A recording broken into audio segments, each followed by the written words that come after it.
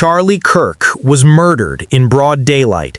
On September 10 at Utah Valley University, the conservative activist stood under a campus tent taking questions when a single rifle shot tore through his throat. Panic exploded. "Active shooter at the Charlie Kirk event," a voice cried over the radio. "He's wearing jeans, black shirt, long rifle. On top of the building," another warned. Students ran. Staff yelled for everyone to leave. Within minutes, Kirk was rushed to hospital.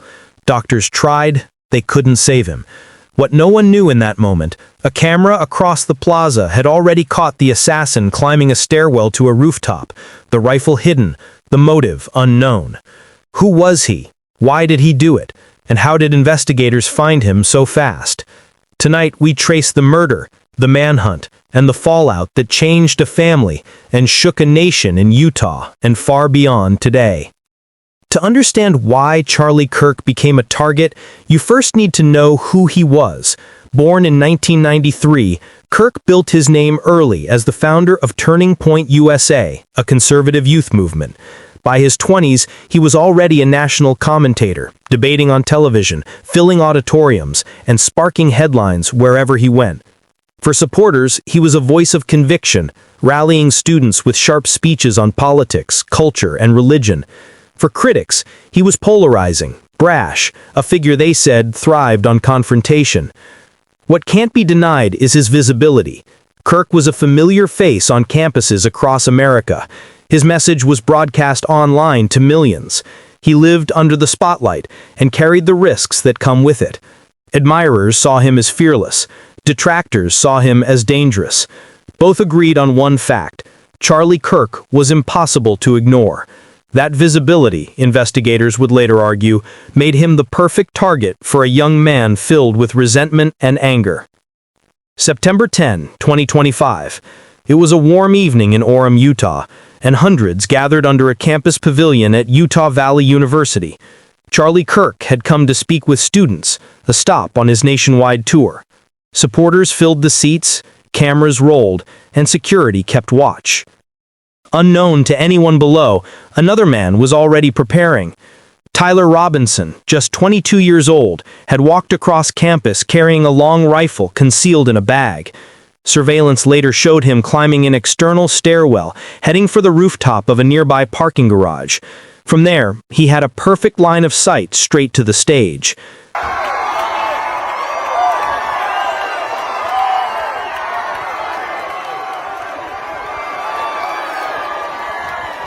Robinson raised the rifle.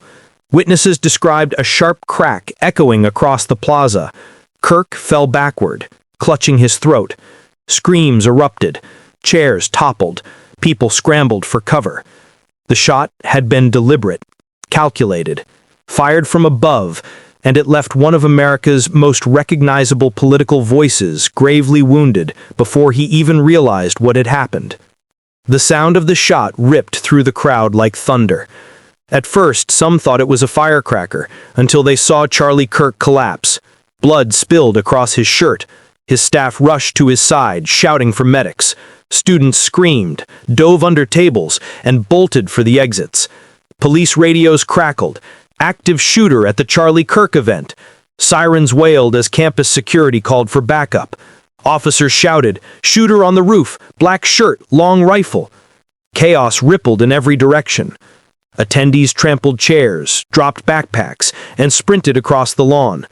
Parents dialed their children, desperate for word. Emergency crews arrived within minutes.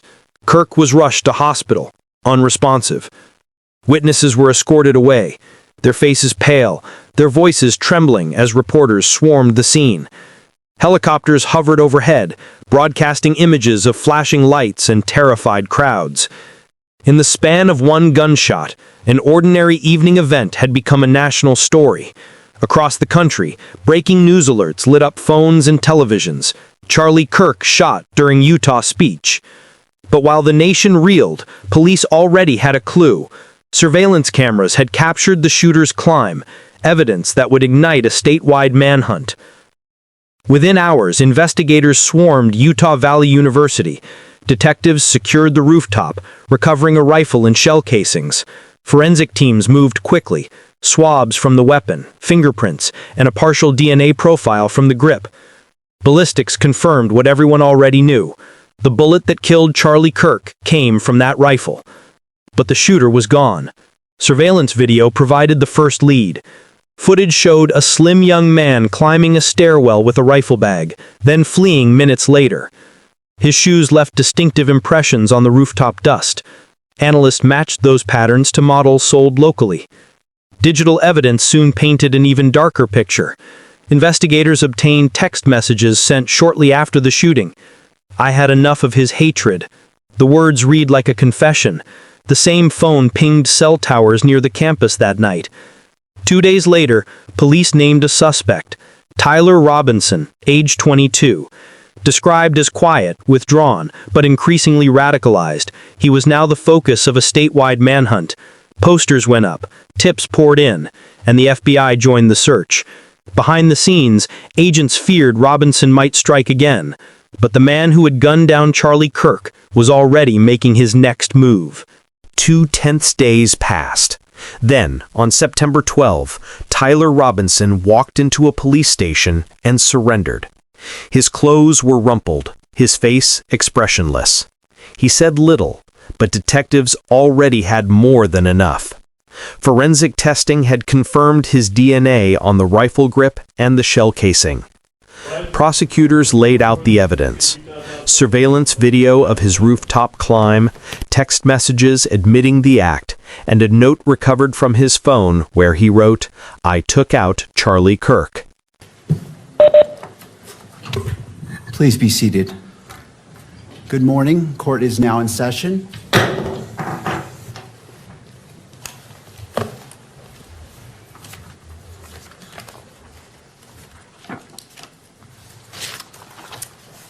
Calling the case 251403576, State of Utah versus Tyler James Robinson. Counsel, could you enter your appearances, please?